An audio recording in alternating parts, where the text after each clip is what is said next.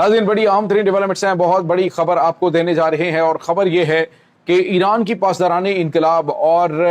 ईरानी हुकूमत के सदर जो हैं वो डॉक्टर मसूद पेज़ेश्कियान वो आमने सामने आ गए। इस वक्त फड्डा क्या बन गया है जिसकी वजह से अभी तक स्टेट ऑफ होम्स वाले मामलात और दीगर चीज़ें जो हैं वो एक बड़ी प्रॉब्लम का शिकार हैं। पाकिस्तान में होने वाले मुज़ाकरात के दरमियान भी इस वक्त काफ़ी ज़्यादा मसाइल पैदा होना शुरू हो चुके हैं। इसकी भी तमाम तर डिटेल्स आपके साथ शेयर करेंगे। दूसरी तरफ नाज़रीन,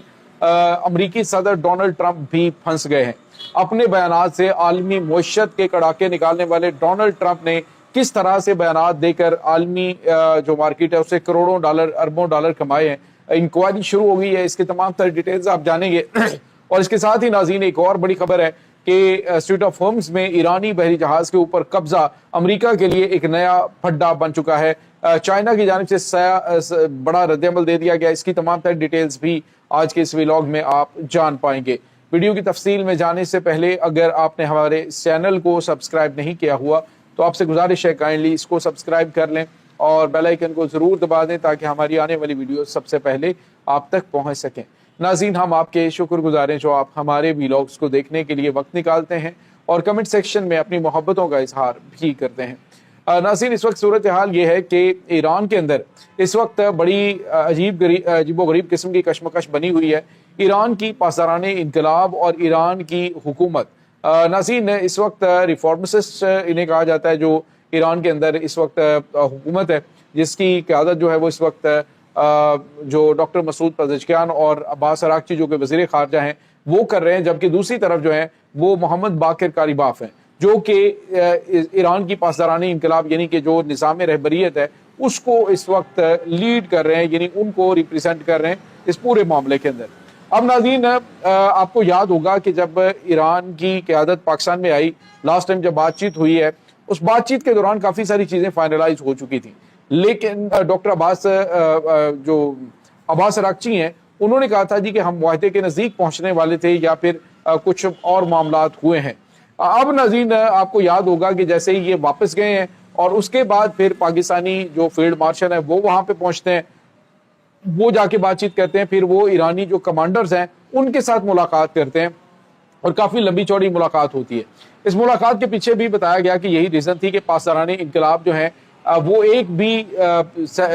स्टेप जो है वो डाउन करने के लिए तैयार नहीं है। उन्होंने कहा कि स्टेट ऑफ होम्स के हवाले से और दीगर मामलात के हवाले से हमने अपनी जो हतमी जो हमने लिख दिया है वही होगा, इसके अलावा कोई फ्लेक्सिबिलिटी हम नहीं दिखाएंगे। अब दूसरी तरफ नाज़रीन, जो सबसे बड़ी और अहम तरीन चीज़ है वो ये है कि आपको याद होगा कि डॉक्टर मसूद पेज़ेश्कियान जो है उन्होंने अरब हुकूमतों से माज़रत भी की और उन्होंने कहा जी कि अब इनके ऊपर अटैक नहीं होंगे, लेकिन उसके थोड़ी ही देर के बाद ईरान की पासदारानी इनकलाब ने उस ऐलान को रखा जूते की नोक पे और उसके बाद अटैक शुरू कर दिए गए। और तो और नाज़रीन, जो ईरान के सरकारी टीवी था उसके ऊपर जो रहबर के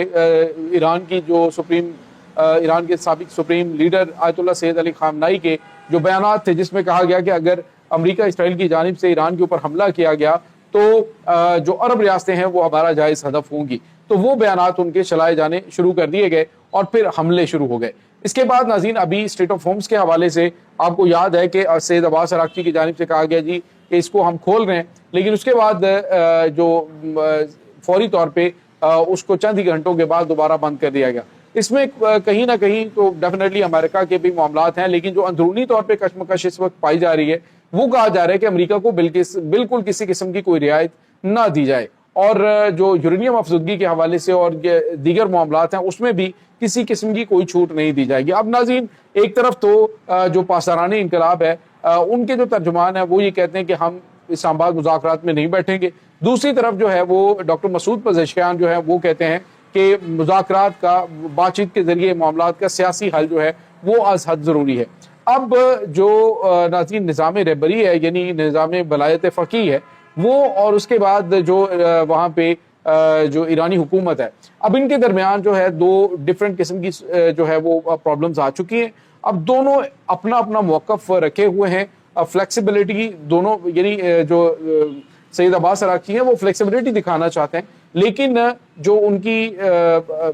पासदारानी इनकलाब की क़यादत है वो बिल्कुल भी फ्लेक्सिबिलिटी दिखाने के मूड में नहीं है। वो कहते हैं कि ये जंग जारी रहे और स्टेट ऑफ होम्स को हम बंद करके रखें। तो تو ناظرین یہاں پہ آپ کو یہ بتاتے چلیں کہ جو اس وقت حالات کا تقاضا ہے، ایران ڈیفینیٹلی اسٹرانگ ہے اور جنگ میں انہوں نے کہا جی ہم تیار بھی ہیں، لیکن یہاں پہ جو سب سے بڑی پرابلم آ رہی ہے وہ یہ ہے کہ ایران کو بہت زیادہ نقصان ہو چکا ہے۔ ابھی جو اکانومسٹ کی ایک رپورٹ تھی جس میں بتایا گیا کہ تقریباً $270 ارب کا نقصان امریکہ کے ان حملوں میں ایران کا ہو چکا ہے، اور امریکہ کا بھی ہوا ہے، اسرائیل کا بھی ہوا ہے۔ اسرائیل کا تقریباً $775 ارب کا، یعنی جو آئل ریفائنریز اور ان کا وہ تمام تر چیزیں تباہ ہوئی ہیں، ان کا بہت زیادہ نقصان ہوا ہے، اور امریکہ کے بھی تقریباً 35 جنگی طیارے تباہ ہوئے ہیں، 2 ہیلی کاپٹر تباہ ہوئے ہیں۔ تو مجموعی طور پہ ان کا بھی نقصان تقریباً $450 ارب سے اوپر ہے، یعنی مجموعی طور پہ سب کا ہی نقصان ہو رہا ہے، اور عالمی معیشت کے جس طرح سے کڑاکے نکل رہے ہیں وہ آپ کے سامنے۔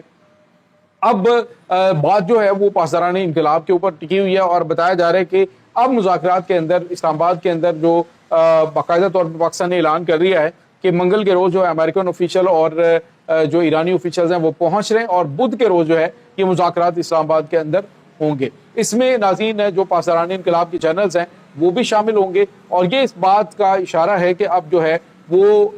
سفارتی مسکراہٹیں نہیں بلکہ فوجی فیصلے ٹیبل کے اوپر بیٹھ کے ہوں گے۔ تو یہ چیزیں اس وقت چل رہی ہیں۔ دوسری طرف ناظرین امریکی صدر ڈونلڈ ٹرمپ بھی بری طرح سے پھنس چکے ہیں۔ ناظرین امریکن پریزیڈنٹ کی جانب سے آپ کو یاد ہے کہ جب بیانات دیے جاتے ہیں تو عالمی مارکیٹ جو ہے وہ فلیکچویٹ کرتی ہے، یعنی کبھی بہت زیادہ اپ چلی جاتی ہے، کبھی بہت زیادہ ڈاؤن چلی جاتی ہے، اور ایسے میں جو بڑے بڑے امریکی صدر ڈونلڈ ٹرمپ کے قریبی ذرائع ہیں انہوں نے کافی زیادہ پیسہ کمایا۔ آج بی بی سی کی ایک رپورٹ جو ہے وہ دیکھ رہا تھا جس میں انہوں نے بتایا کہ جیسے کہ امریکی صدر کی جانب سے جو بیان دیا جانا ہوتا ہے اس سے پہلے جو ہے وہ بڑے پیمانے پہ، یعنی تیل کی قیمتوں میں بڑا اضافہ جو ہے وہ دیکھنے میں آ جاتا ہے، ساتھ ہی جو ہے وہ 25% اس کے بیان کے بعد کہ جی ہمارے مذاکرات ہو رہے ہیں، جنگ بند ہو رہی ہے، تو یہ قیمتیں جو ہے وہ نیچے آ جاتی ہیں، یعنی کم کے اندر خریداری ہوتی ہے، اس کے بعد دوبارہ سے بیانات دیے جاتے ہیں اور وہ قیمتیں آسمان پہ چلی جاتی ہیں۔ اسی طرح سے گولڈ مارکیٹ ہے، اسی طرح سے جو ہے وہ دیگر اسٹاک ایکسچینج ہے، یعنی کروڑوں اربوں ڈالر جو ہے وہ اس میں کمائے جا رہے ہیں۔ اب ناظرین امریکن سینیٹرز نے کہا ہے کہ اس کے اوپر انکوائری کی جانی چاہیے کہ امریکن پریزیڈنٹ کے بیان سے تھوڑی دیر پہلے ہی آخر یہ کس طرح سے پتہ چلتا ہے، اور فوری طور پہ عالمی مارکیٹ کے اندر یہ جو ہے وہ شروع ہو جاتا ہے، اور ساتھ ہی ساتھ جو امریکی صدر کے حامی ہیں ان کو کافی زیادہ اس میں فائدہ اٹھانا پڑتا، فائدہ مل جاتا ہے۔ اس کے بعد ناظرین جو سب سے بڑی اور اہم 3 ڈیولپمنٹ ہے وہ چائنا کا بڑا بیان ہے۔ ناظرین چائنا کے جو وزیر خارجہ ہیں آج انہوں نے امریکہ کو وارن کیا، انہوں نے کہا کہ امریکہ اسٹریٹ آف ہارمز کے اندر جو انہوں نے ایران کے بحری جہاز کے اوپر قبضہ کیا ہے یہ ایک بہت ہی غیر معمولی چیز ہے، جس سے اسلام آباد کے اندر ہونے والے جو مذاکرات ہیں وہ تعطل کا شکار ہو سکتے ہیں، یا پھر وہ ان کے اندر رکاوٹ آ سکتی ہے یا مسائل پیدا ہو سکتے ہیں۔ اس لیے ان کی جانب سے سخت سرزنش کی گئی امریکہ کی، اور انہیں کہا گیا ہے کہ وہ فوری طور پہ ایران کا قبضے میں لیا گیا جو جہاز ہے اس کو ریلیز کریں۔ تو یہ ناظرین اس وقت تازہ ترین اپڈیٹس چل رہی ہیں۔ اس تمام صورتحال کے بارے میں آپ کا کیا کہنا ہے؟ کمنٹ سیکشن میں اپنے خیالات کا اظہار ضرور کیجیے گا۔